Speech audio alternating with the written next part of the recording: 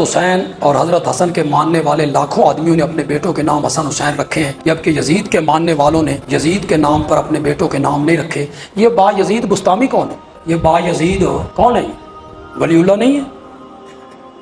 ابو یزید۔ اگر آپ مجھ پر اعتماد کریں، مجھے اچھا راوی سمجھ لیں، میں ممبر رسول پہ ہوں، باوضو ہوں، اللہ کے گھر میں ہوں۔ میں سن 1988-87 میں پہلی مرتبہ حج پہ گیا۔ باب عمر مسجد نبوی، یہاں مسجد نبوی ختم ہو جاتی تھی، باب عمر پہ مسجد نبوی، یہ باقی علاقہ بعد میں بنا ہے مسجد عمر۔ میں باب عمر سے داخل ہوتا تھا، باب عمر سے باہر نکلتا تھا۔ باب عمر سے نکل کے جب اس جانب میں دیکھتا تو ایک میڈیکل ہال تھا۔ میڈیکل ہال کو سعودی میں کہتے ہیں صیدلیہ۔ میڈیکل ہال کو کیا کہتے ہیں؟ صیدلیہ۔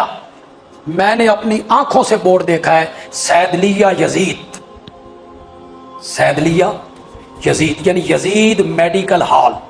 یہ مسجد نبوی میں نے اپنی آنکھوں سے دیکھا ہے۔ اس جانب ہماری طرف یہ شیعیت نے اتنا پروپیگنڈا کیا کہ یزید کے نام کو گالی بنا دی۔ اب آپ یزید اپنے بچے کا نام رکھیں گے تو اس بچے کی شخصیت پہ اثر پڑے گا، بچے اس کو چھیڑیں گے، مستقبل اس کا تباہ ہوگا۔ مسلمانوں کے لیے ایک لمحہ فکریہ ہے، اور یہ دکھ نبی مکرم کا کب تک جاری رہے گا؟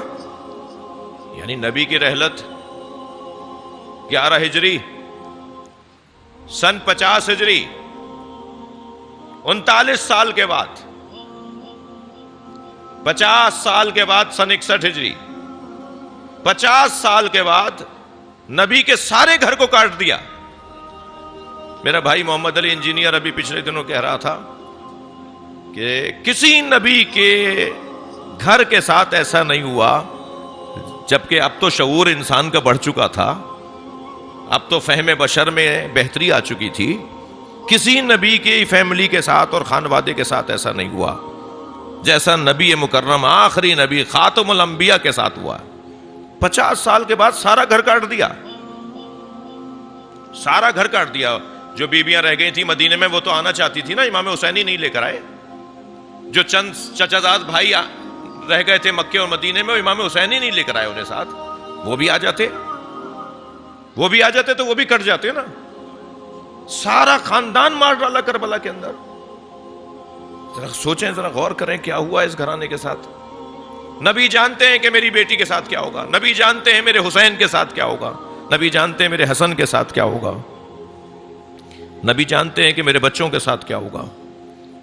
جب ایسا بچہ بھی مار دیا جائے جسے نبی بار بار گود میں اٹھاتے تھے، بار بار امت کو دکھاتے تھے کہ میرا حسین مجھے کتنا پیارا ہے۔